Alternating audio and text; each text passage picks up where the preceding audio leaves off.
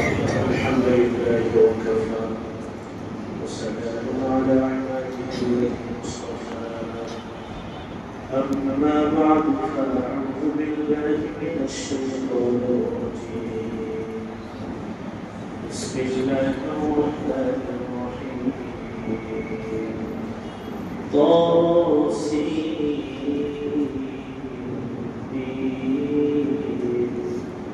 تلك آيات الكتاب المبين نتلو عليك من نبأ موسى وفرعون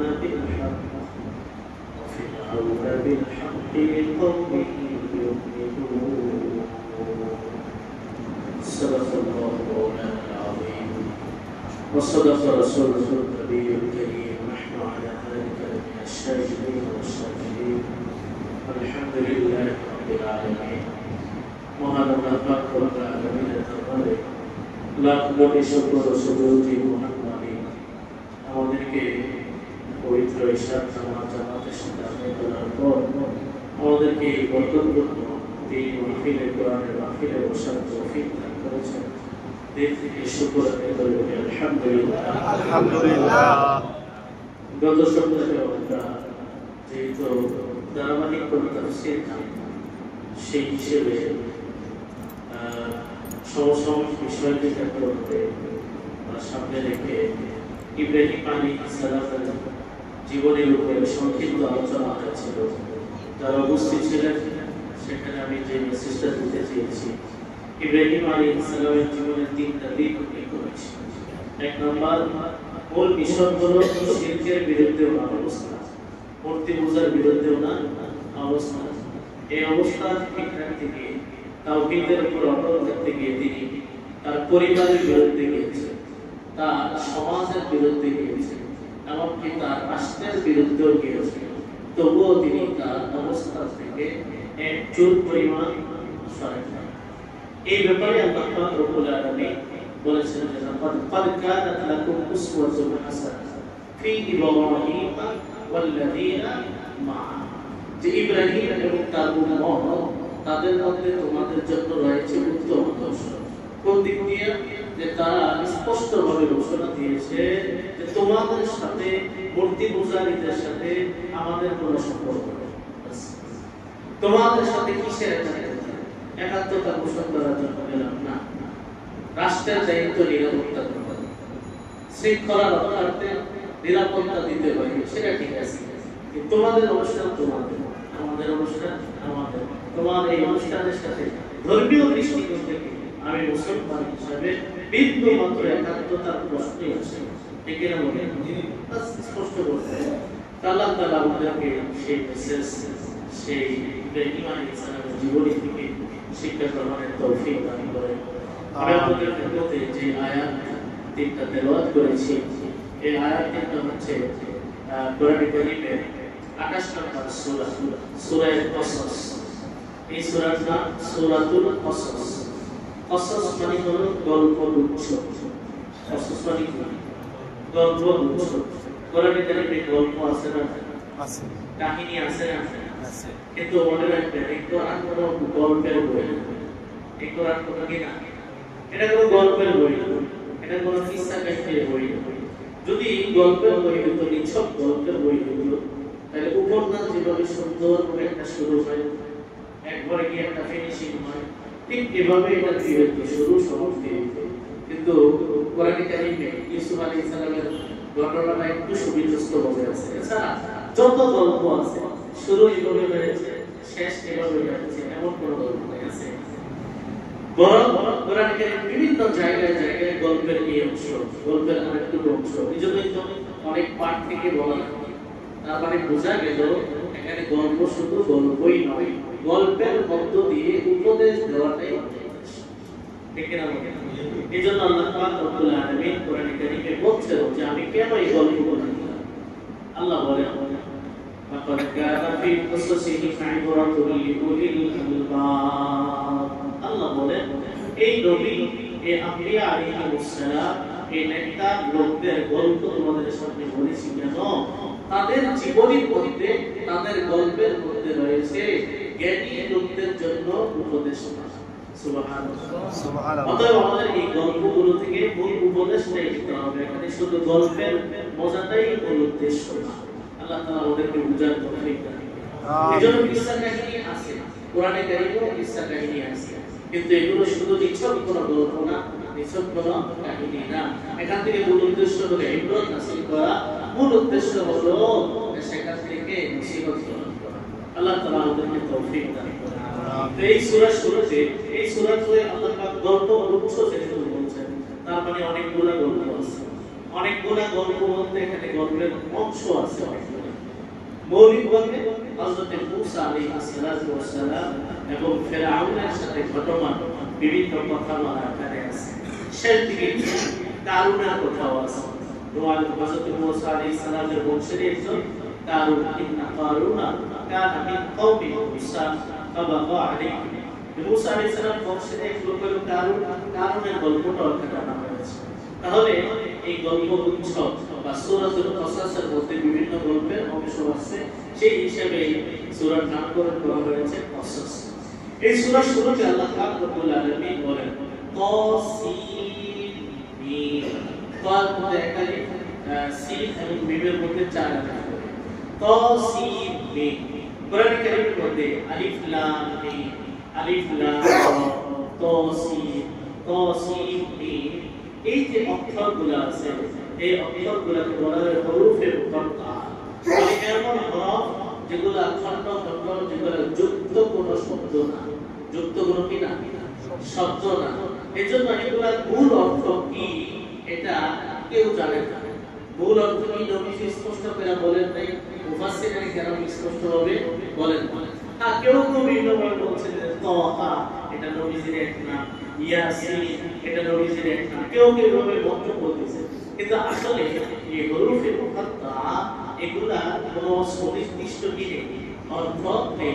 এজন্য মুফাসসিররা কেরাম সবচেয়ে আসান এবং নিরাপদ এই ক্ষেত্রে বলেছেন আল্লাহু আ'লামু বিমুরাদিহি। এই শব্দ দ্বারা, এই অক্ষর দ্বারা কি উদ্দেশ্য এটা আল্লাহ তাআলাই ভালো জানেন। কারণ ব্যাপার হলো যে আল্লাহ তাআলা আমাদেরকে কোরআন দিলেন, আর এমন শব্দই বলতেছেন যেগুলো আমরা বুঝতেছি না। এই কোরআন দিয়ে ফায়দা হলো এটা প্রশ্ন জাগে যে আল্লাহ তাআলা এমন কথা বললেন যেটা আমরা বুঝি না, এমন কথা যেটা বুঝি না দিয়ে ফায়দা হলো। এই কথাটা আমি কোন কিতাবে পাই নাই, বাকি বাংলাদেশের অনেক বড় আলেম আল্লামা নুরুল ইসলাম হাফিজাহুল্লাহ তিনি এই কথাটা বলেছেন যে আল্লাহ তাআলা দেখতে চাইছেন যে আমার বান্দা নাকি শুধু বুঝেই মানে নাকি না বুঝেও মানে এটা এইজন্য এখান থেকে আরেকটা কঠিন একটা রহস্য বুঝে আসে। সমাজে এক শ্রেণীর মানুষ দেখবেন দিনই কোনো বিষয়ের বয়ান করতে গিয়ে একদিকের ভালাই বয়ান করতে গিয়ে আরেক দিক যেন ছুটে না যায় সেটা জানে। এটা হবে তখন যখন এলিমের মধ্যে গভীরতা থাকবে, ভাষা এলিম থাকলে একদিকে বললে আরেকদিকে ছুটে যাবে। যেমন কোরআনে কারীমের অর্থ বুঝা এটা অনেক গভীর, ঠিক না বলেন? আবার রব আমাকে কি বলতেছে এটা বুঝতে পারা এর চাইতে সাহায্য, এর চাইতে সৌভাগ্য আর কিছু আছে না। যে আল্লাহ তাআলা কি বলতেছেন আমি বুঝতেছি, বেশ মাশাআল্লাহ, এটা অনেক গুরুত্ব।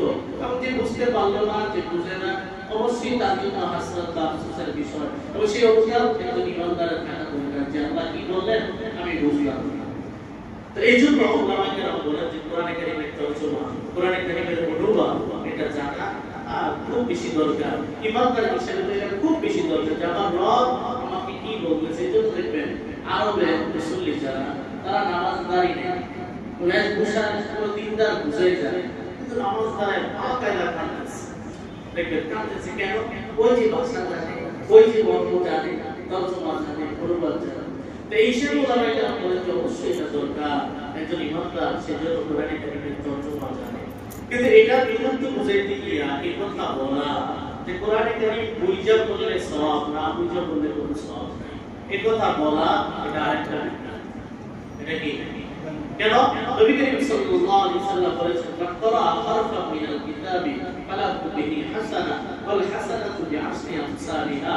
আল্লাহ নবী বলেন কোরআনে কারীমের একটা হরফ যে ব্যক্তি তেলাওয়াত করবে তার নেকি হবে, নেকির শুরুটা হবে 10 দিয়ে। সুবহানাল্লাহ, শুরুটা হবে কি? আল্লাহ তাআলা নেকি শুরুই করেন মান জা বিল হাসানাহ ফালাহু আশরু আমসালিহা। আল্লাহ বলেন কেউ একটা নেক কাজ করলে আমি এটা শুরুই করি 10 গুণ। সুবহানাল্লাহ। তাহলে নবী বলেন যে এক হরফ পড়লে সওয়াব হবে, শুরু হবে 10 দিয়া। এরপরে নবী বলেন লা আকুলু আলিফ লাম মিম হরফুন, আমি বলছি না আলিফ লাম মিম তিনটা মিললে একটা হরফ, বরং আলিফুন হারফুন, লামুন হারফুন, মিমুন হারফুন। নবী বুঝাইলেন এই তিন হরফ তেলাওয়াত করবা তো তুমি 30টা নেকি লাভ করবে। সুবহানাল্লাহ। আলিফ লাম মিমের সুনির্দিষ্ট অর্থ আছে, কেউ বলছে আজ পর্যন্ত, তাহলে নবী তো এটারই ফজিলত বললেন। অতএব কোনো তর্কের দরকার নাই, যুক্তির দরকার নাই, এই হাদিস বললেই যথেষ্ট যে নবী বলছেন আলিফ লাম মিম মে এক হরফ বলছি না, তিন হরফ বলছি, তিন হরফে 30 নেকি কমপক্ষে আছে। সুবহানাল্লাহ। অতএব বোঝা গেল কোরআন কারীম বুঝা পড়লেও সব, না বুঝা বললেও কি সব। যাহারা বলে না বুঝে বললে সব নাই, তাদের কথা ঠিক নয়। আমাদের হাফিজ হযরত এই কথা শিখাইতেছেন। আর ওই সুন্নাহ সাহাবাউল রাহমাতুল্লাহ আলাইহি উনি কথা শিখাইতেছেন। মাওলানা সাহেব জামিয়া রহমানিয়া রাহমাতুল্লাহ আলাইহি মুফতি মনসুর হাফিজাহুল্লাহ তার একটা বই আছে, ওই বইয়ের মধ্যে কোরআন কারীম সম্পর্কে এই কথা বলতে গিয়ে এটা আছে, যাহারা বলে না বুঝিয়া পড়লে কোনো সওয়াব হয় না, তাদের কথা ঠিক নয়। ঠিক নয় কেন? এই হাদিসের কারণে। কথা বুঝে আসছেন? আল্লাহ তাআলা যেন তৌফিক দান করেন। আমিন। আল্লাহ তাআলা বলেন তাসিম, এটার অনুবাদ বাংলাতে লেখেন তাসিম। তিলকা আয়াতুল কিতাবিল মুবিন। আল্লাহ তাআলা বলেন সামনে যে আয়াতগুলো বলছি আমি, এটা হচ্ছে সুস্পষ্ট কিতাবের আয়াত। কিতাব মানে কোরআন। এখানে কিতাব মানে কি? কোরআন। কিতাব মানে হচ্ছে কোরআন। কোরআনে কারীমের অনেকগুলো নাম আছে। কোরআনে কারীমে কি আছে? অনেকগুলো নাম আছে। নামের সংখ্যা কেউ কেউ বলছেন 50টা, কেউ কেউ আরো বেশি বলছেন। কোরআনে কারীমের এই নাম সেই নাম ইত্যাদি। কিন্তু আমাদের ভারত উপমহাদেশের বিখ্যাত আলেমীদের, বর্তমান বিশ্বের অনেক বড় আলেমীদের, যাকে পুরো পৃথিবীর সমস্ত ওলামায়ে কেরাম এক নামই যাকে চেনে। আমাদের বাইতুল মুকাদ্দাস বলেন আব্দুল মালিক সাহেব হাফিজাহুল্লাহ, যার সহবর্তী ছিলেন, যার ছাত্র আল্লামা তকি আল উসমানী হাফিজাহুল্লাহ, তকি উসমানী হাফিজাহুল্লাহ, তিনি ওলুমুল কোরআনের মধ্যে লিখছেন কোরআনের অনেকগুলো নামের ব্যাপারে যদিও বলেছে, কিন্তু মৌলিকভাবে কোরআনে কারীমের 5টা। কয়টা নাম? কোরআনে কারীমের কয়টা নাম? 1 নাম্বার তো কোরআন। 1 নাম্বার কি? কোরআন। 2 নাম্বার হলো ফুরকান। আল্লাহ তাআলা কোরআনে বলেন তাবারাকাল্লাযী নাযালাল ফুরকানা আলা আবদিহি। ফুরকান, ফুরকান মানে হলো সত্য এবং মিথ্যার মধ্যে পার্থক্য সৃষ্টিকারী। কোরআনে কারীম যেহেতু সত্য এবং মিথ্যা, জান্নাত এবং জাহান্নামের রাস্তা আলাদা করে দেয়, এইজন্য কোরআনে কারীমকে বলা হয় ফুরকান। অনেক মাদ্রাসার নাম আছে দেখবেন, মাদ্রাসাতুল ফুরকান, মাদ্রাসাতুল ফুরকান। এই ফুরকানও কি? কোরআনে একটা ফুরকানিয়া মাদ্রাসা আছে না? ফুরকানিয়া মাদ্রাসা, এই যে কোরআন। তাহলে এক হলো কোরআন, কোরআনে কারীমের এক নাম কি? কোরআন। দেখেন মজার একটা বিষয় হলো আল্লাহ তাআলা কোরআনের নামটা রাখছেন কোরআন। কোরআন শব্দ এটা আসলে পড়া হয়, পড়াবো, পড়া, পড়া, পাঠ করা, এখান থেকে কোরআন। কোরআন মানে হলো যেটা অধিক পঠিত। আল্লাহ তাআলা এই কোরআনটাকে এমন বানাইছেন যে এটা সিস্টেমটাই এমন হবে পুরো পৃথিবীর সব মানুষ তেলাওয়াত করবে। সুবহানাল্লাহ। এটা কেন? এটা ওই যে কাফেরদের বিরুদ্ধে একটা আল্লাহর চ্যালেঞ্জ, তোমরা চাইছো কোরআনের আওয়াজকে মিটায়া দিবা, লা তাসমাউ বিহাযাল কুরআন ওয়ালগু ফীহি লাআল্লাকুম তাগলিবুন। কাফেররা তাদের চেলাচামুন্ডাদেরকে বলে, এই মুহাম্মদের অনুসারীরা যেখানে তেলাওয়াত শুরু করবে এদিকে গান বাজনা শুরু করবে, কই শুরু করবে, লাআল্লাকুম তাগলিবুন। এখনো আছে দেখবেন দিনই আওয়াজ হয়, দিনই মাহফিল হয়, পাশে একটা ঘন্টাকে শুরু করে ওই বাতিলের মাধ্যমে হককে মিটানোর জন্য। আছে না? বড় কষ্ট লাগবে এদিকে মুর্শিদের ব্যাপারে। হ্যাঁ, এটা ভাবলাম আমি আগেও দেখছি পুরান ঢাকায় দেখবেন ঘুরি উৎসব হয় না, বিভিন্ন উৎসব হয় মসজিদের পাশে ওই মিটিংটা, বিভিন্ন উৎসবে সুরে সুরে গান বাজনা যা আছে সব লাগাইতে থাকে। ন্যূনতম যে নামাজ চলতেছে সেগুলো আগে মানে কি বুঝাইতে চাইছে? হকের আওয়াজ মিটে? হ্যাঁ, কি বুঝাইতে চাইছে? এটুকু আরে বদ্দিন যারা আছে, কাফের জিন্নাত যারা আছে, বহু হিন্দু আছে, প্রতিবেশী মুসলমানের সম্মানে সেও নাটক আছে না? আছে। বিধর্মীরা পর্যন্ত এটুকু আদব দেখায়। আজকে মুসলমান সমাজে হইল কি এর বাড়িতে গেছে বেকার বাধা দেওয়া চুরি চুরি আওয়াজ মাটি পর্যন্ত কাঁপে। আজকে এক সপ্তাহ পুরো এলাকা সাজা যাচ্ছে। এই অনুষ্ঠান নামাজের টাইম পর্যন্ত এতটুকু বিরতি কি বলতে চায় হকের আওয়াজ আল্লাহ বলে তোমরা বলছো এই কোরআনে হট্টগোল কইরা করে আমল স্থিমিত করে দিবা আমি আল্লাহ এই কিতাবের নামে রাইখা দিলাম কোরআন কোরআন মানে হলো সর্বাধিক পঠিত বলেন তো আসমানের নিচে জমিনের উপরে সর্বাধিক পঠিত বই থাকলে একটাই আছে কোরআন আল্লাহ তাআলা বলে যে আমার এই কিতাব এটা হবে সর্বাধিক পঠিত সুবহানাল্লাহ সুবহানাল্লাহ তাহলে এক নম্বর হলো কোরআন দুই নম্বর হলো ফুরকান তিন নম্বর হলো এই যে কিতাব এই কোরআনের একটা অন্যতম নাম কি কিতাব চার নম্বর একটা নাম হলো তানজিল তানজিল মির রাব্বিল আলামিন ওয়া মা হুয়া বিকাউলি শাইর ওয়ালা হুয়া বিকাউলি কাহির আল্লাহ বলেন এটা কোনো কবির কথা নয় এটা কোনো গল্পের কথা নয় এটা কোনো জাদুকরের কথা নয় প্রশ্নটাকে কি এটা আল্লাহ বলেন তানজিল মির রাব্বিল আলামিন বিশ্ব জগতের প্রতিপালক আল্লাহর পক্ষ থেকে নাযিল করা কিতাব এজন্য কোরআনের একটা নাম হলো তানজিল নাম কি তানজিল কোরআনে কারীমের আরেকটা গুরুত্বপূর্ণ নাম হলো জিকির কোরআনের নাম কি জিকির কোরআন মানে সুবহানাল্লাহ আল্লাহ তাআলা বলেন ইন্না নাহনু নাযালনা যিকরা ওয়া ইন্না লাহু লাহাফিজুন আমি এই কোরআন আমার জিকির নাযিল করেছি জিকির তো কোরআনে কারীম মানে জিকির অনেকে আছে যে তাসবিহাত পাঠ করে তো হাদিসের মধ্যে আছে কেউ যদি এমন হয় কোরআনে কারীম তেলাওয়াতের কারণে তার তাসবিহাত ছিনা যেতেছে তার তাসবিহ হামিদ ছিনা যেতেছে তাসবিহ ফুকারা ছিনা যেতেছে বিভিন্ন মাকুরাত ছিনা যেতেছে কিসের কারণে কোরআনে কারীম তেলাওয়াতের কারণে নবী বলেন আরে কোরআনে কারীমের তেলাওয়াত এই তো আরো বড় এই কারণে সব তাসবিহাতের তালাফি ক্ষতিপূরণ সব আদায় হয় এজন্য কোরআনে কারীম মানে জিকির জিকির মানে বসে বসে একসাথে করতে হবে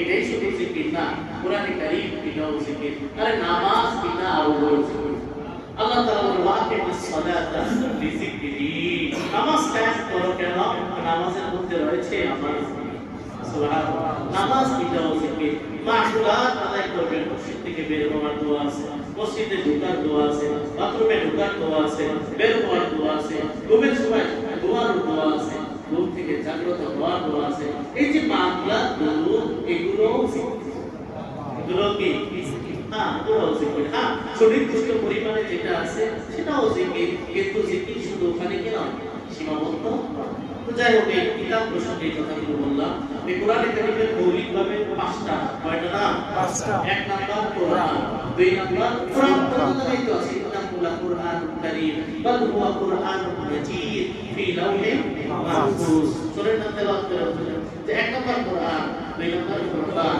তিন নাম্বার তানজিল চার নাম্বার তিন নাম্বার কিতাব চার নাম্বার তানজিল পাঁচ নাম্বার জিকির বাস এগুলো মনে রাখবেন এখানে একটা বিষয় হলো কোরআন শব্দ আমরা একাকী শব্দ বলি না সাথে একটা গুণবাচক শব্দ লাগে আমরা কি শুধু বলি কোরআন এই কোরআনটাতে তো বলি কোরআন শরীফ কি বলি কোরআন শরীফ আমাদের বাংলাদেশে সব কিতাব কোরআন শরীফ লাগে না কোরআন শরীফ এই শরীফের ব্যবহারটা আসল থেকে কোরআন শরীফ এই শব্দে কোরআন শরীফ এই শব্দে কোরআনের কথা বলে জিজ্ঞাসা করছিলেন একটা কোরআনের কথা বলে যে ইন্নাহু কুরআনুন শরীফ এই ধরনের কি নাই হাদিসের মধ্যে না হাদিসের মধ্যে না কোরআন শরীফ এটা হলো থেকে কোরআনে আছে ইয়াসিন ওয়াল কুরআনিল হাকীম হ্যাঁ কোরআনে হাকীম তাহলে এটা লিখতো যে কোরআন হাকীম বাল হুয়া কুরআনুন মাজিদ কোরআন মাজিদ আছে কোরআনে হাকীম আছে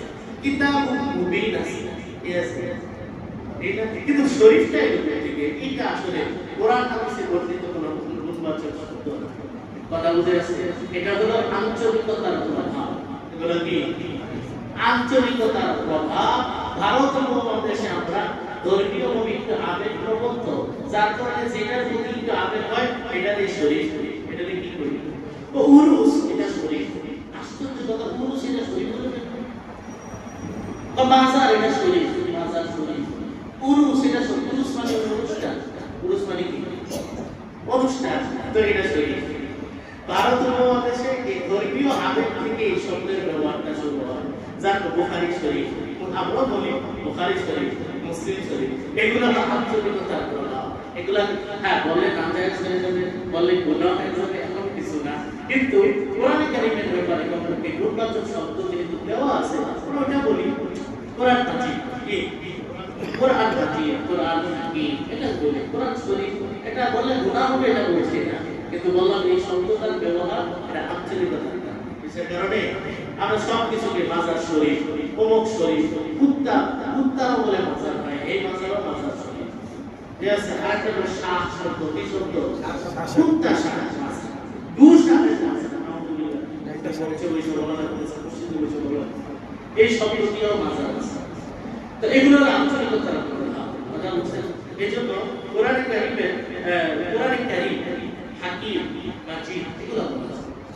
তাহলে মনে করে কোরআন কারীম, হাকিম, মাজিদ এগুলো বলা আছে। কোরআন শরীফ এটা বললে গোলাম হবে এমন না, বাট এটা কোরআন হাদিসে বর্ণিত কোনো শব্দ থেকে আসে। তো আল্লাহ তাআলা বলেন তিলকা আয়াতুল কিতাবিল হাকিম নাতলু আলাইকা মিন নাবাই মূসা। এবার আসতেছে আল্লাহ যে নাতলু আলাইকা মিন নাবাই মূসা ওয়া ফিরআউনা বিল হাক্কি লিকাওমিন ইউমিনুন। নবী আমি আপনার কাছে তেলাওয়াত করব, আপনাকে আবৃত্তি করে শোনাবো। কি শোনাবো? মিন নাবাই মূসা ওয়া ফিরআউন, মূসা এবং ফিরআউনের সংবাদ সত্য সত্য পরিবেশন আমি করব। লিকাওমিন ইউমিনুন, এমন সম্প্রদায়ের জন্য যারা ঈমান মানে বিশ্বাস রাখে। ঈমানদার যারা তারা আপনার এই কথা বিশ্বাস করবে, আমি যে তেলাওয়াত করব এটা বিশ্বাস করবে। তাহলে বোঝা গেল মূসা আলাইহিস সালাম এবং ফিরআউনের যে বিস্তারিত বিবরণ, এটা আল্লাহ তাআলা নবীর কাছে বিবরণ তুলে ধরছেন, ধরার ফলেই আমাদের নবী জানতেছেন। আল্লাহ তাআলা অনেক ঘটনা বলে বলছেন তিলকা মিন আম্বাইল গায়বি নুহিনা ইলাইক, যে এগুলো হচ্ছে সব গায়বের সংবাদ, এগুলো আপনি জানতেন না। ইউসুফ আলাইহিস সালাম ঘটনা আল্লাহ বলছেন ওয়াই কুনতা মিন ক্বাবলিহি লামিনাল গাফিলিন, আমি এখন আপনাকে বড় চমৎকার গল্প শোনাবো। নাহনু নাকুসু আলাইকা আহসানাল কসস, চমৎকার একটা গল্প শোনাবো, যদিও ইতিপূর্বে আপনি এই সম্পর্কে জানতেন। তার মানে বোঝা গেল আমাদের নবীকে আল্লাহ তাআলা যা জানাইছেন সেটা জানেন, যা জানাইছেন সেটা কি ওমা ইয়ানতিকু আনিল হাওয়া ইন হুয়া ইল্লা ওয়াহয়ুন ইউহা। আল্লাহ নবী নিজ থেকে কিছু বলেন না, আল্লাহ যা বলেন আল্লাহর ইশারায় তিনি বলেন, ঠিক না? মুহাম্মদ ইয়াসনা মুফতা কানা মুফতা জিবরাইল খান ইয়াসনা মুফতা কানা মুফতা রাজুলি। নবী সাল্লাল্লাহু আলাইহি ওয়াসাল্লাম নিজ থেকে কোনো কথাই বলেন না যতক্ষণ না জিবরাইল আসেন, আর জিবরাইল নিজ থেকে কোনো কথা বলেন না যতক্ষণ না আল্লাহ ওয়াহী করেন। তাহলে এই আয়াত দ্বারা বোঝা গেল মূসা এবং ফিরআউনের ঘটনা নবী জানতেন, আল্লাহ জানাইছেন, আল্লাহ জানাইছেন। এখান থেকে আরেকটা বিষয় স্পষ্টভাবে বুঝে আসে, আমাদের নবী আলিমুল গায়ব, আমাদের নবী কি না? আশ্চর্যের কথা, আমাদের অনেক ভাইয়েরা আমাদের নবীকে ভালোবাসতে গিয়ে, আমি ভালোবাসার মধ্যে কোনো খুব দেখি না, ভালোবাসতে গিয়ে বলে যে নবী আলিমুল গায়ব, একদম দলিল ছাড়া, একদম প্রমাণ ছাড়া। আমার সঙ্গে বাসে একবার একদমই বসা, তো বেচারাকে মনে করলাম যে আলেম মানুষ, আলেম মানুষের সাথে কথা বলে মজা, বেয়ার বেহালে এমনি কথা বলে মজা নেই, একটা বলবো বুঝলো আরেকটা। তখন আমি বললাম যে আপনারা নবীকে আলিমুল গায়ব বলেন, অথচ আল্লাহ তাআলা এত স্পষ্ট ভাবে 20 নম্বর পারার প্রথম পৃষ্ঠায় আল্লাহ তাআলা বলেছেন কুল, নবী আপনি বলেন লা ইয়ালামু, জানে না, মান ফিস সামাওয়াতি ওয়াল আরদ, আসমান জমিনের বাসিন্দারা কেউ জানে না, আল গায়বা, গায়ব সম্পর্কে জানে না, ইল্লাহ আল্লাহ ছাড়া আসমান জমিনের গায়ব সম্পর্কে কিন্তু আসমান জমিনের বাসিন্দা কেউ জানে না। আমি ওনাকে বললাম যে আপনারা এটা বলছেন, আপনারা কেমনে বলেন? এরপরে শুধু তাই নয়, আরেকটা 9 নম্বর পারা 14 নম্বর পৃষ্ঠা আল্লাহ বলেন কুল লা আমলিকু লিনাফসি নাফআন ওয়া লা দাররা ইল্লা মা শাআ আল্লাহ। এই নবী আপনি বলে দেন, আমি আমার নিজের কোনো ক্ষতিও সাধন করতে পারি না, নিজের কোনো উপকার করতে পারি না। ওয়ালাউ কুনতু আ'লামুল গায়বা, আমি যদি গায়েব জানতাম, আল্লাহ বলতেছেন আমি বলে দেন নবী সবাইকে যে আমি যদি গায়েব জানতাম লাস্তাকসারতু মিনাল খায়র, তাহলে আমার প্রভূত কল্যাণ আমি সাধন করতাম নিজে নিজে, কারণ গায়েব জানি সামনে কি হবে না হবে সব আমি জানি। ওমা মাসানিয়াসু, কোন ধরনের দুঃখ কষ্ট আমাকে পাইতো না, বহু যুদ্ধে দাঁড়ানো ওরা এভাবে শহীদ হবে, ওখানে যাইতাম না। তাই তোমাদের এভাবে রমজান মাহফিল হিসেবে গেলেন, তাও কিছু বেশ ভালো কথা, ওখানে যাইতাম না। কথা বুঝে আসছে, আল্লাহ তাআলা স্পষ্টভাবে বলছেন যে আপনি বইলা দেন। তো এরপরও আমাদের এক মহব্বতের ভাইয়েরা এটা বলতে থাকে নবী আলিমুল গায়ব, ওনারা যে দলিল দেন এই মতানৈক্যটা শুধু একটা শাব্দিক মতানৈক্য, বাস্তবিক কোনো মতানৈক্য না। কেন? ওনারা যে আলিমুল গায়ব করে কি দলিল? আলিমুল গায়বি ফালা ইউসিরু আলা গায়বিহি আহাদা। সূরা জিনের মধ্যে আল্লাহ বলেন যে আল্লাহ হলেন আলিমুল গায়ব, গায়ব সম্পর্কে আল্লাহ কাউকে জানান না ইল্লা মান ইরতাদা, তবে যাকে তিনি ভালোবাসেন নবীদের থেকে তাকে জানান। অতএব আমাদের নবীকে ভালোবাসেন, আমাদের নবীকে জানাইছেন, তার মানে এরাও বলে নবীকে জানাইছেন, তারাও বলে কি নবীকে আল্লাহ তাআলা জানাইছেন। এরপরে সূরা আলে ইমরানে আল্লাহ তাআলা বলেন মা কানা আল্লাহু ইউতিবিয়াকুম আলাল গায়ব ওয়ালাকিন আল্লাহা ইয়াজতাবি লিররুসুলিহি মান ইয়াশা। আল্লাহ বলেন তোমাদেরকে সচরাচর আল্লাহ গায়ব সম্পর্কে জানাবেন না। হ্যাঁ, নবী রাসূলদের মধ্যে থেকে যাকে আল্লাহ ভালোবাসেন, পছন্দ করেন, তাকে গায়ব সম্পর্কে জানাবেন। আমাদের নবীকে ভালোবাসেন, আমাদের নবীকে জানাইছেন। আর তারাও এই দলিল গুলাই দেন। তাহলে সার কথা হলো তারাও বলে আমাদের নবী আলিমুল গায়বের অর্থ হলো নবী ইলমে গায়ব আল্লাহ থেকে পাইছেন। আমরা নবী আলিমুল গায়ব না, এর অর্থ হলো নবী সরাসরি জানেন না। আমরাও এটা বলি ইলমে গায়বের ইলম আল্লাহ তাআলা।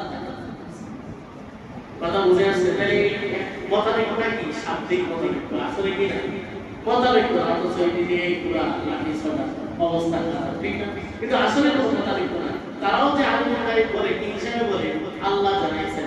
আমরা যে বলি আলিমুল গায়ব না, কি হিসেবে বলি? যে সরাসরি জানেন না, আল্লাহ জানাইছেন। তো আল্লাহ জানাইছেন তাকে, এটি তো আলিমুল গায়ব হতে পারেন না। আল্লাহ তাআলা নিজের সিফাতগুলো বলেন যে আলিমুল গায়বি ওয়াশ শাহাদা, দৃশ্য অদৃশ্য সব কিছুর ইলম একমাত্র তার কাছে। ইন্নাল্লাহা ইনদাহু ইলমুস সাআ ওয়া ইউনাজ্জিলুল গায়ব। এখানে পাঁচটা বিষয়ের কথা আছে।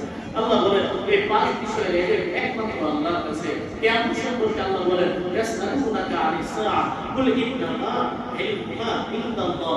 মানুষ সম্পর্কে কিয়ামত সম্পর্কে জিজ্ঞাসা করে, আপনি বলে দেন আর কিয়ামতের ইলম তো একমাত্র আল্লাহর কাছে। জিবরাইল আলাইহিস সালাম মানুষের মেজবারে এসে নবীকে বলেন ইয়া রাসূলুল্লাহ আখবিরনি আনিস সাআ, কিয়ামত কবে হবে বলেন। নবী সাল্লাল্লাহু আলাইহি ওয়াসাল্লাম এমন একটা উত্তর দিয়েছেন, এই উত্তরটা কিয়ামত পর্যন্ত আছে। সুবহানাল্লাহ। মানে উত্তর দিয়ে শুধু নিজে সেরে গেছেন এমন না, উত্তর এমন দিয়েছে যে কিয়ামত পর্যন্ত এই প্রশ্ন আসা লাগবে না, এই উত্তরও দেওয়া হবে। সুবহানাল্লাহ। দেখেন কত কালকে হাদিস পড়ে কত চমৎকার বলে আল মাসউলু আনহা বিআলামা মিনাস সাহিল। নবী বলেন তুমি তো জিজ্ঞাসা মানে তুমি না যাই না, কেউ না জানলে তো প্রশ্ন করে, কি বলেন? না জানলে প্রশ্ন করে না। তো যে প্রশ্নকারী সে হলো জানে না। নবী বলে কিয়ামত সম্পর্কে কিয়ামত পর্যন্ত যত মানুষ প্রশ্নকারী হবে, যত মানুষ প্রশ্ন মানে জিজ্ঞাসিত হবে, জিজ্ঞাসাকারী এবং জিজ্ঞাসিত উভয় ব্যক্তি না জানার দিক দিয়ে সমান। আবার বলি কিয়ামত পর্যন্ত কিয়ামত সম্পর্কে জিজ্ঞাসাকারী এবং জিজ্ঞাসিত উভয় ব্যক্তি না জানার দিক দিয়ে সমান। অতএব তুমি জিজ্ঞাসা তুমি জানো না, আমার জিজ্ঞাসা আমিও জানি না। কিয়ামত পর্যন্ত যত মানুষকে জিজ্ঞাসা করা হবে তার অবস্থা সেও জানে না, সায়েলও জানে না, মাসউলও জানে না, জিজ্ঞাসাকারীও জানে না, জিজ্ঞাসিত ব্যক্তিও জানে না। কিয়ামত সম্পর্কে একমাত্র আল্লাহ। বিজ্ঞানীরা হঠাৎ করে বলছে আগামী অমুক মাসের অমুক শুক্রবারে কিয়ামত হতে পারে, আমরা ভাবটা সব ছেড়ে দিয়ে আসছি। তুই কেমন কাজ যাবে এই সাআতের কুবরা এগুলা কই না, আমাদের শুক্র আসরাতের কুবরা এগুলা কই, বড় বড় আলামতগুলো আসবে না, এগুলো আইসা পরে কিয়ামত হবে। এজন্য কোনো বিজ্ঞানীর কথাও এতটা আস্থা রাখা যাবে না যে আমার নবীর কোনো কথার বিরুদ্ধে আমার বিশ্বাস চলে যায়। কথা বুঝে আসছে? তবে তা আমি বলছিলাম এটা থেকে আল্লাহ বলেন আতলু আলাইকা মিন নাবাই মূসা ওয়া ফিরআউনা বিল হাক্কি। নবী আমি আপনাদের কাছে তেলাওয়াত করব, আবৃত্তি করব মুসা এবং ফিরআউনের ঘটনা, সত্য সত্য ঘটনা। লিকাউমিহি ইউমিনুন। এখানে আমি কাছে বুঝে আসে নবী মানে হলো মুখবির, নবী মানে হলো মুখবির, নবী মানে অর্থাৎ হলো সংবাদদাতা। আল্লাহর পক্ষ থেকে যিনি সংবাদ পরিবেশন করেন তাকে বলা হয় নবী। এই হিসাবে আমাদের নবী হলেন সংবাদদাতা, কিন্তু তিনি সাংবাদিক না। তিনি কি না? সাবধান, এই ধরনের কোন পেশা সাথে উনি ক্ষমা চাইছেন, এটার ব্যাপারে বলছেন যে ভুল হয়ে গেছে, আল্লাহ তাআলা সদয় তৌফিক দান করেন। যিনি বলছিলেন সাংবাদিক এটা আমাদের দেশীয় একটা পেশা। এই পেশার সাথে কোন মানুষের সভ্যতা আছে, কোন মানুষের ঘৃণা আছে, ঘৃণা ভালো খারাপ মিলাই একটা মিশ্র প্রতিক্রিয়া আছে, আছে না? এজন্য নবীকে সাংবাদিক বলিলা নবীর অবস্থানকে ছোট করা যাবে না। নবী নবী নবী রফিউস শান, নবীর অর্থ হলো সংবাদদাতা, যে সংবাদে না আছে সন্দেহ, না আছে সংশয়, না আছে কোনো এলোমেলো। ঠিক না বলে?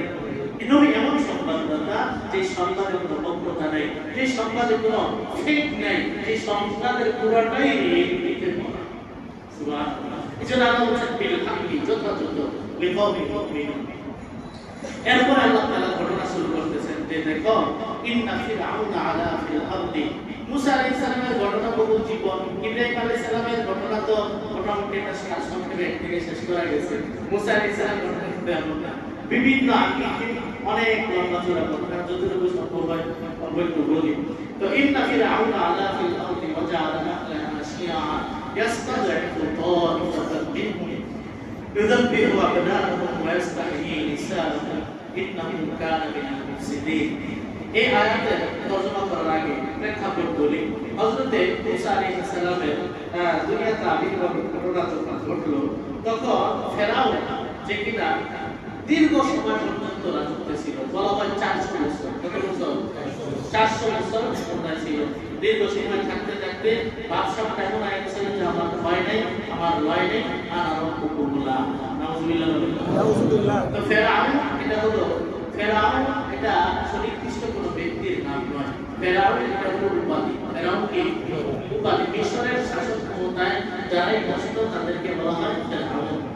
এমনিভাবে হাবশার ক্ষমতায় যারা বসত তাদেরকে বলা হতো নাজাশি। নাজাশি বা নাজাশি। রোম, ইতালি এটার ক্ষমতায় যারা বসত তাদেরকে বলা হয় কায়সার।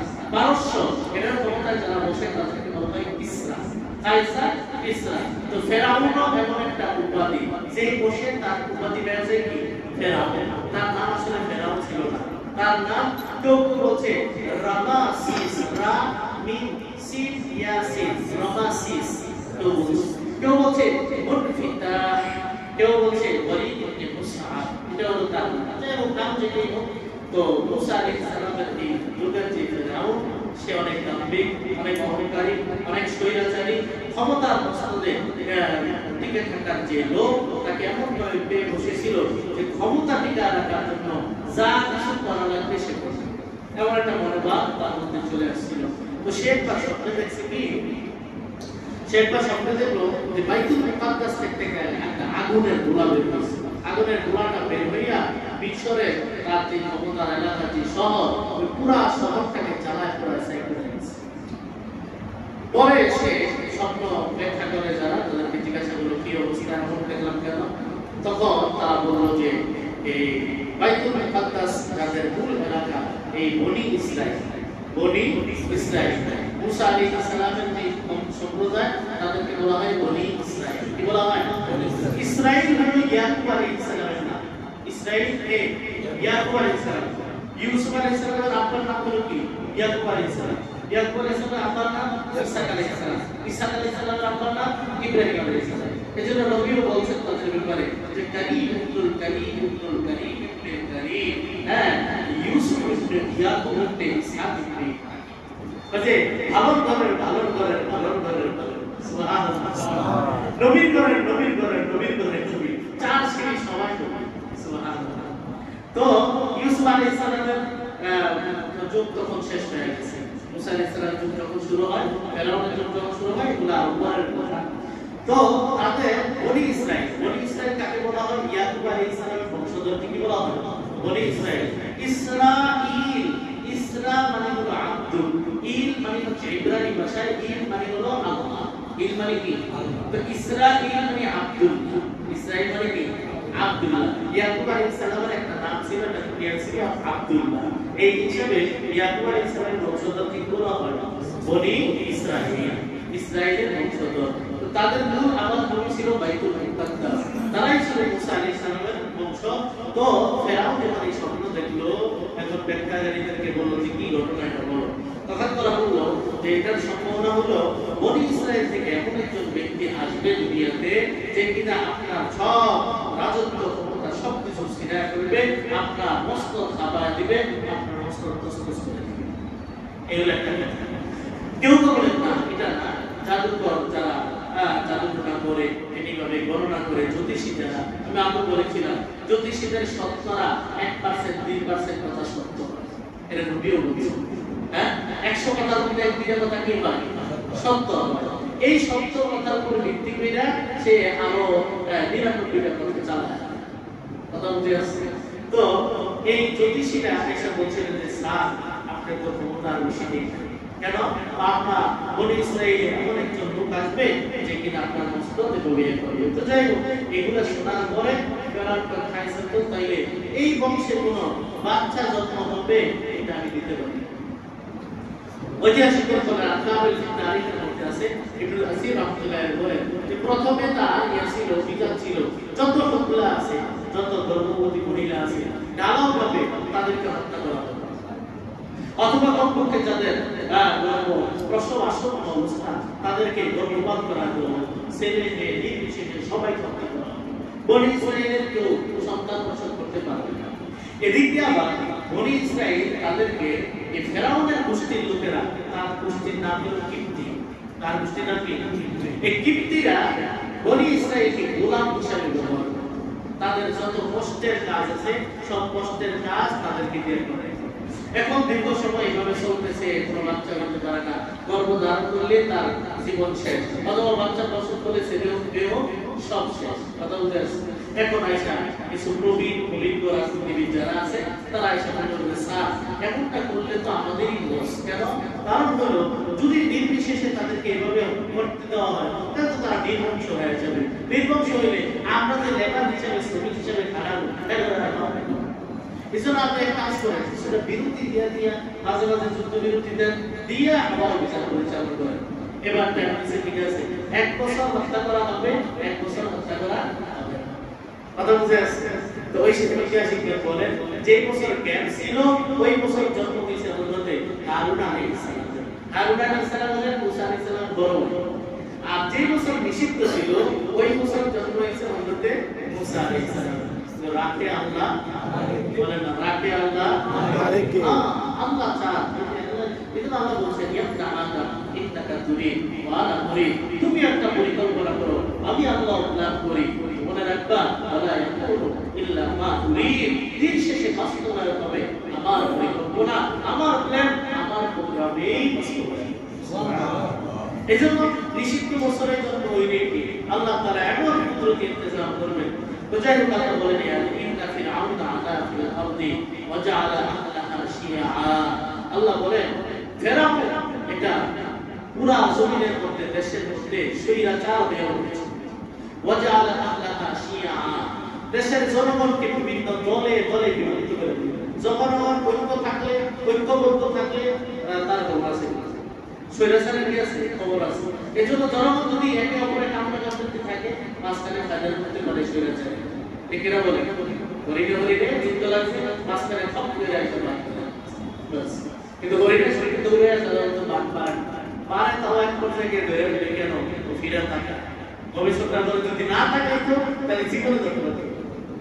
কথা বলছে হরিণের স্পিড কিন্তু চিন্তার চাইতো একবার কয়েক গুণ আগে হ্যাঁ মাঝে তাকায় দেখেছি কই যেন পিছনে তাকার কি নেই, চলতে থাকবে বা সামনে চলবে। যাই হোক সে ওয়াজাআলা আহলাহা শিয়া, দেশবাসীকে বিভিন্ন দলে উপদলে বিভক্ত করে রেখেছে। ইয়াস্তাদাইফু তাইফাতান মিনহুম, তাদের মধ্যে একটা দলকে দুর্বল করে রাখছে, একবারে বৃত্ত গোলামের মতো তাদেরকে হারাইছে। এই দল হলো কারা? বনি ইসরাঈল। ইউদাব্বিহু আবনাআহুম ওয়া ইয়াসতাহয়ী নিসাআহুম। আল্লাহ বলেন হ্যাঁ সে তাদের ছেলে যারা আছে তাদেরকে হত্যা করতো, মেয়ে যারা আছে এটাও ওই তাদের অংশ। 1 বছর বিরতি দিয়েছে, 1 বছর আবার হত্যা করছে।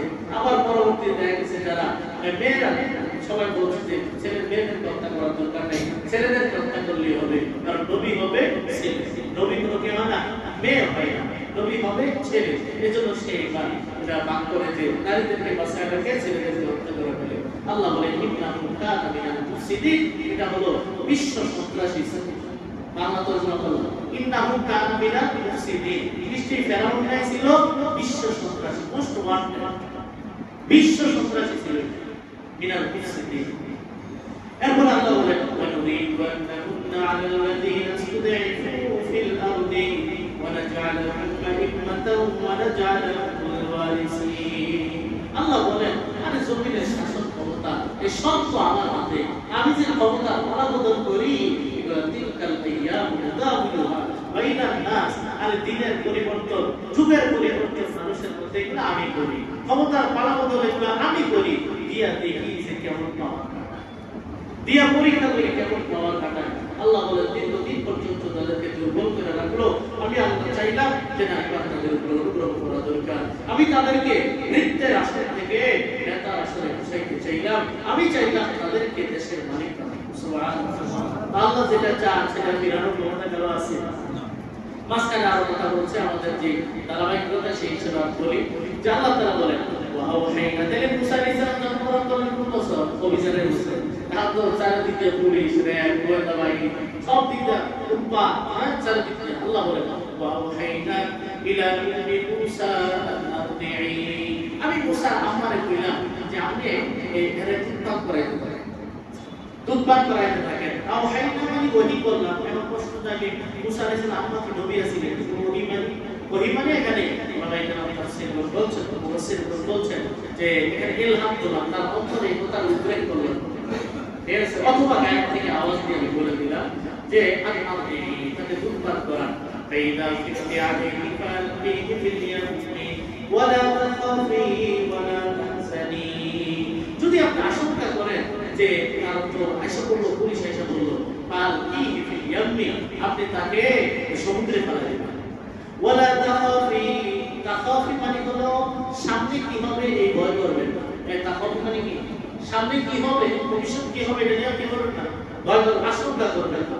ওয়ালা তাহজানি, সন্তানের বিচ্ছেদে ব্যতীত হইবেন না।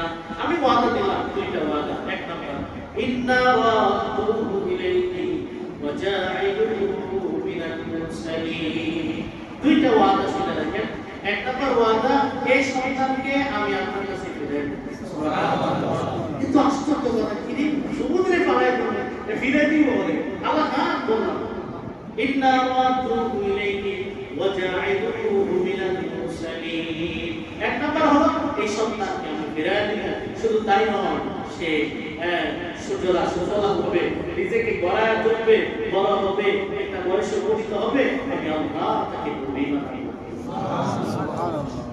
আসলে যে 8 বছর পর্যন্ত বান্দর করে দেব না, একটা বয়সে উপনীত হবে, আমি তাকে আমার নবী রাসূল করে দেব।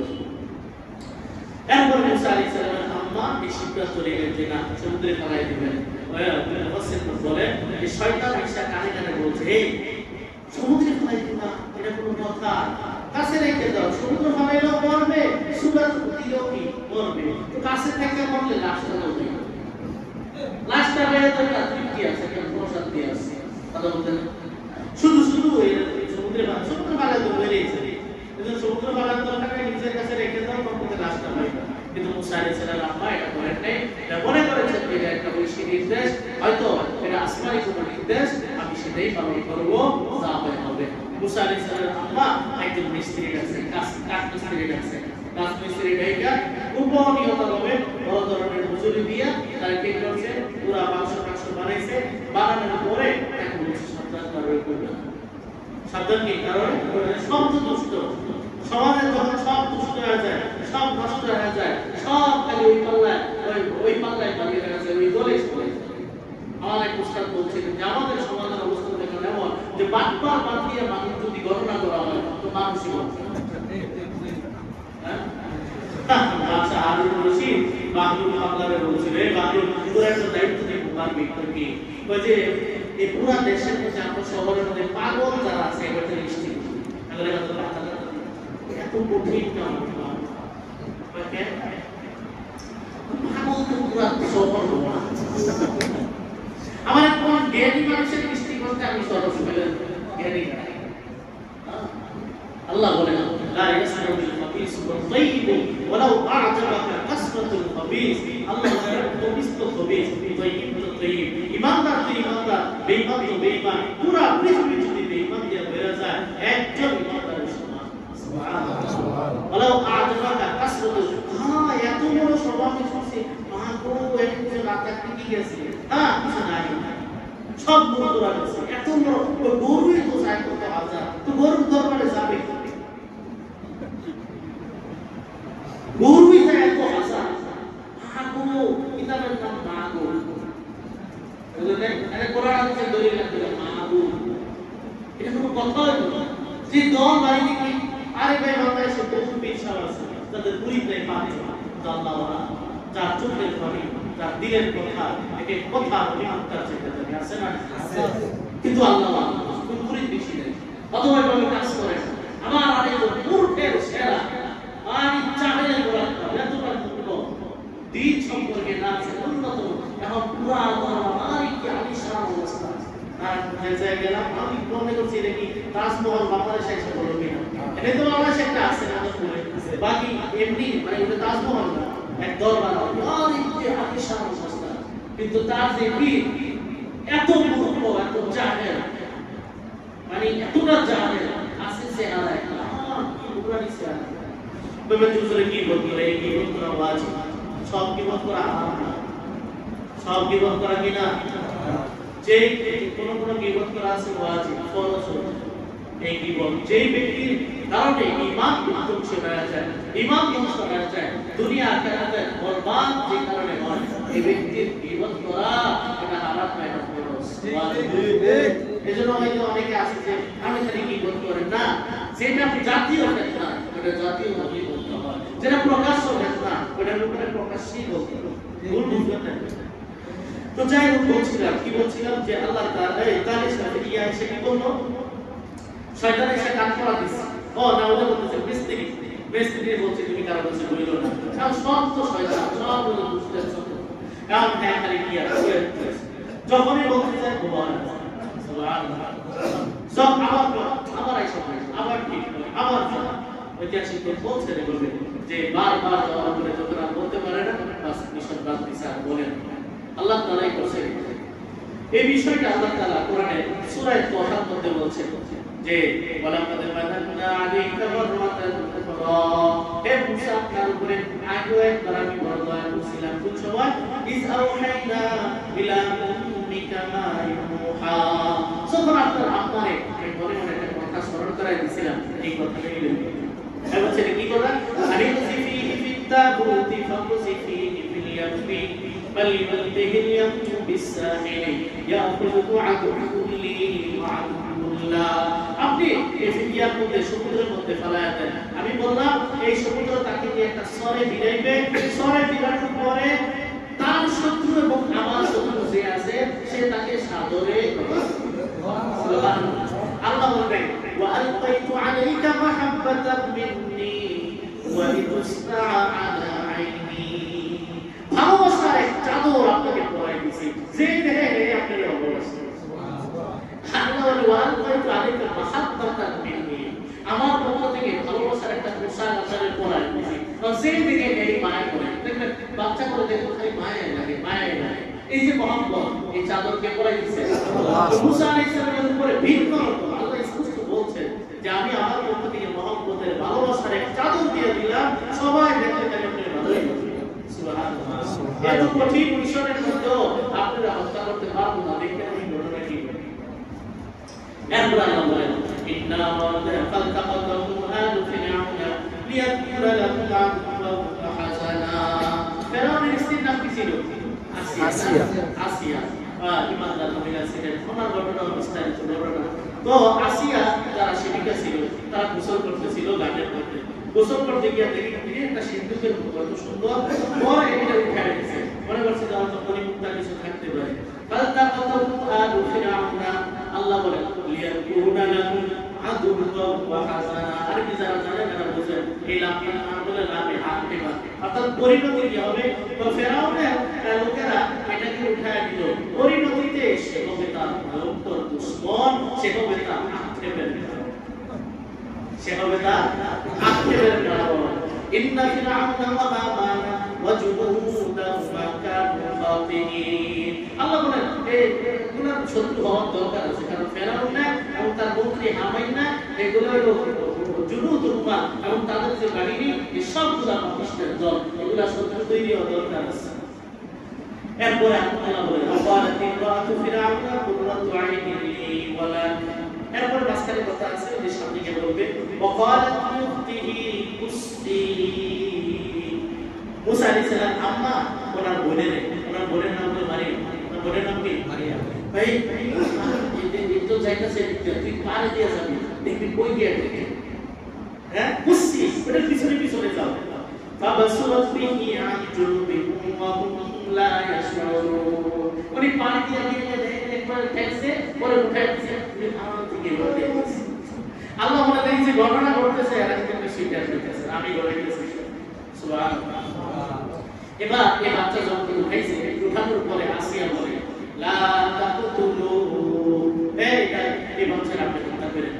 ওই যে মায়া লেগে গেছে, ওই যে আল্লাহ বলছেন মুহাম্মদের চাদর পরাই দিয়েছে, যেই দেখতে ভালোবাসবো লা তাকুতুলু আসা আইয়ান ফানা, হয়তো করে এটা উপকার করবে, এইটা আপনি দুশ্মনী করুন, এত সুন্দর টুকটুকে বাচ্চা আও না তাকে যার ওয়ালাদা, অথবা আমাদের তো সন্তান নেই, আমরা এর সন্তান হিসেবে কি করব? গ্রহণ করব।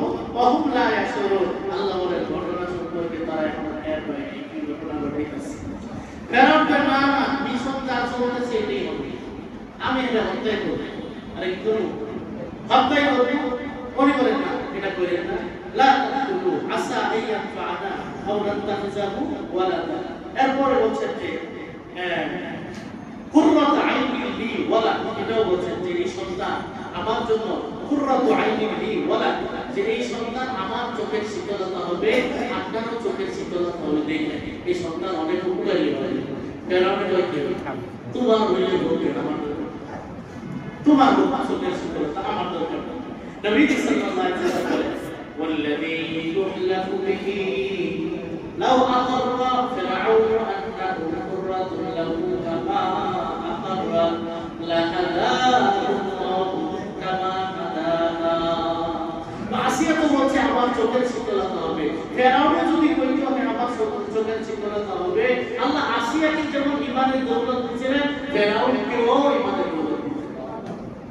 কথা বুঝে আসছে কিন্তু কমাল খারাপ, এটা না আমার দরকার নেই, আম্মালি ফালা হাজাত, আমার দরকার নেই, তোমার দরকার। পরে বলছে এটা কথা করে না আমি হত্যা করব। এখন এদিক দিয়া মুসা আলাইহিস সালামের আম্মা সামনে আসছে কথা, এভাবে একজন থেকে একজন যেতেছে, ফেরাউনের লোকে যাওয়ার পরে দাড়ি ধরিয়া দাড়ি ছিল, দাড়ি ধরে এমন এক থাপ্পড় মারছে, ওমা পিচ্ছি ছেলে এত থাপ্পড় মানে অনেক আমার অনেক জ্বালাচ্ছে, ব্যথা লাগছে, এত ছোট হাত দিয়া তারা যে এত শব্দ আর না এটা ব্যথা লাগছে, এই বাচ্চা ব্যথা লাগে, এটা মনে হয় আমার তো শুনে আসে কাছে পাগল হয়ে গেছে, বাচ্চা কোন কর্মের নেশা হয়েছে বাচ্চা মানুষ। আচ্ছা আমার তো আমাদের শেষ নেই, আমি পরীক্ষা করি আসলে বুঝা দিছে নাকি না বুঝা দিছে, আমি একটু কি করি পরীক্ষা করি। আসিয়া তার এক পাশে রাখছে বলিমুক্তা, তার স্বর্ণের অলঙ্কারগুলা, এগুলা আরেকটা পাত্রের মধ্যে রাখছে অঙ্কা আগুন রাখছে, রাইতে এবার বাচ্চারা মুসা আলাইহিস সালামকে ছেড়ে দিছে যে কোন দিকে যাবে, যদি বুঝা থাপ্পড় দিয়ে থাকে তাহলে দরবে সর্ব, আর যদি না বুঝা দেখা যায় চকচক করতেছে বেশি কুটা আগুন ওইটাই দরবে। মুসা আলাইহিস সালাম তো আসলে এই ছোটটা দেখেই তো আরে যে পাখি দূরে বাসাতেই তো বলে না, তো মুসা আলাইহিস সালাম তো বুঝে গেছে তারপর আল্লাহর ইশারা, হ্যাঁ তো মুসা আলাইহিস সালাম যাইতেছিলেন আসলে কাঁদে স্বর্ণের দিকে, জিবরাইল আলাইহিস সালাম ধরিয়া হাতটা নিয়ে আসছিলেন, নিয়ে দাঁড়াতে ওইটা নিয়ে হাত দিয়ে তো ধরে মুখে দিয়েছে, হ্যাঁ আগুনটা মুখে দিয়েছে। এবং দুনিয়া দারুল আসবাব, দুনিয়া কি দারুল আসবাব, আল্লাহ তাআলা মাধ্যমে যে আসবাব গ্রহণ করা হয় ওই আসবাব অনুযায়ী সাধারণত কাজ করে। তো যেহেতু আগুন মুখে দিয়ে দিয়েছে, মুখে দিয়ে দেওয়ার কারণে মুসা আলাইহিস সালামের জিহ্বা একটু পুড়ে গেছে, এই পুরার কারণে মুসা আলাইহিস সালামের একটা জড়তা সারা জীবন ছিল, সারা জীবন এই জড়তা থাকার কারণে মুসা আলাইহিস সালামকে যখন নবুয়তি দেওয়া হয়েছিল তখন তিনি বলছিলেন যে আল্লাহ আমার কথা তো ক্লিয়ার না, একটু স্পষ্টভাবে বলি, একটু চিন্তাবি ভাব আছে, আপনি আমার ভাই বড় ভাই হারুন যে আফসাহু মিন্নি লিসানা, স্পষ্ট ভাষী আছে, বোঝা গেল দাওয়াতের কাজ করতে গেলে ভাষা শিখা, অনেক আছে এমন শব্দ উচ্চারণ করে মজলিসের মধ্যে যেটা শ্রুতি করতে আছে না নাই আছে, এমন নোংরা শব্দ উচ্চারণ করলো যেটা মসজিদের মসজিদে বসে সুন্দর দেখে হয় না। এজন্য ভাষা শিখা, উপস্থাপন শিখা এটাও দরকার। মুসা আলাইহিস সালাম বলেন যে আমার বড় ভাই হারুন হুমা আফসাহু মিন্নি লিসানা, আমার চাইতে স্পষ্ট ভাষী আল্লাহ আপনি আমারে তো নবী দিবেন, আমার ভাইয়েরও নবী দেন, আমরা দুই ভাই মিলে একসাথে করব।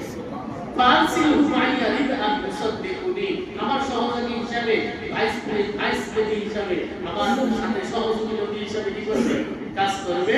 ইন্নি আখাফু ইনতাসিবু, আমার আশঙ্কা হয় আমি কথা স্পষ্ট করে না বলতে পারলে আমার মৃত্যু সাব্যস্ত করে দিবে।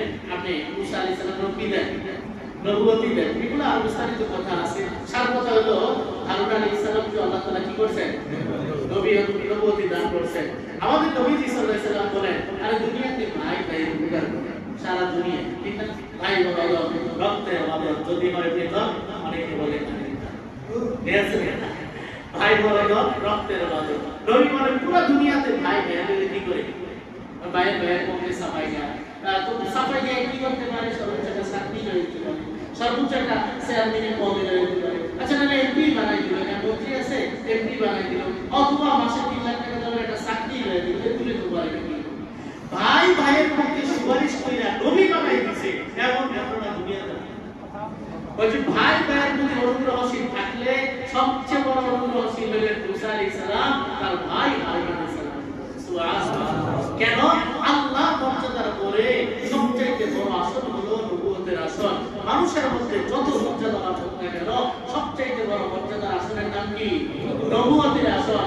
আল্লাহর কাছে আপিল কইরা সুপারিশ কইরা শুধু চাকরি না, শুধু ওয়ালায়াতের আসন না, নবুয়তের আসন বাইরে লেগে দিয়েছে। সুবহানাল্লাহ। তো যাই হোক, আল্লাহ তাআলা বলেন ওয়াসবাহা ফুআদু উম্মি মুসা ফারিগা। ওই পরীক্ষা তো হয়ে গেল, পরীক্ষা হওয়ার পরে আমাদের স্ত্রীর কাছে তো হেরে গেছে যে আসলে বুঝে নেই থাক, এভাবে চলতেছিল। এদিক দিয়া মুসা আলাইহিস সালাম আম্মা তো বাচ্চারে ফালাইয়া বললেন, যদিও বলছি একটু দেখে আসতে, কিন্তু এরকম প্রশ্ন বসাই আনে নেই। ওয়াসবাহা ফুআদু উম্মি মুসা ফারিগা, শব্দটা হলো ফারিগা, ফারিগা অর্থ হলো খালিয়া, খালি হয়ে গেছে। তো মুসা আম্মার বুকটা খা হয়ে গেছে। দেখবেন আদরের সন্তান হারায় গেলে, আদরের সম্পদ হারায় গেলে মন্তব্য কেমন হয়, দেখেন যে খা খা খা না করতেছে গরুমুখী। ওয়াসবাহা ফুআদু উম্মি মুসা ফারিগা ইন কানাত লাতুবদি বিহি লাউলা আন রাবাতনা আলা কলবিহা লিতাকুনা মিনাল মুমিনিন। মুসা আলাইহিস সালাম আম্মা চাইছিল ঘটনা বলে দিবে আশপাশের মানুষকে, মানে এমন কোনো মানুষ হইতে পারতেছেন না, বা আমি আল্লাহ তার মধ্য থেকে একটু নিষ্ঠুর করে দিয়েছি, সবর করার মতো একটা অবস্থা তৈরি করে দিয়েছি। ওদিক দিয়ে বোনের পাঠাইলেন, বোন ওদিক দিয়ে দেখতেছে দূর থেকে। এদিক দিয়ে আমি আপনার কি করলাম, যত স্তন্য দানকারী মা আছে, দুধ পান করানোর মতো যত নারী আছে, আসিয়া তো বাচ্চা হয়নি, এই জন্য দুধ পান করার জন্য নারী লাগবে।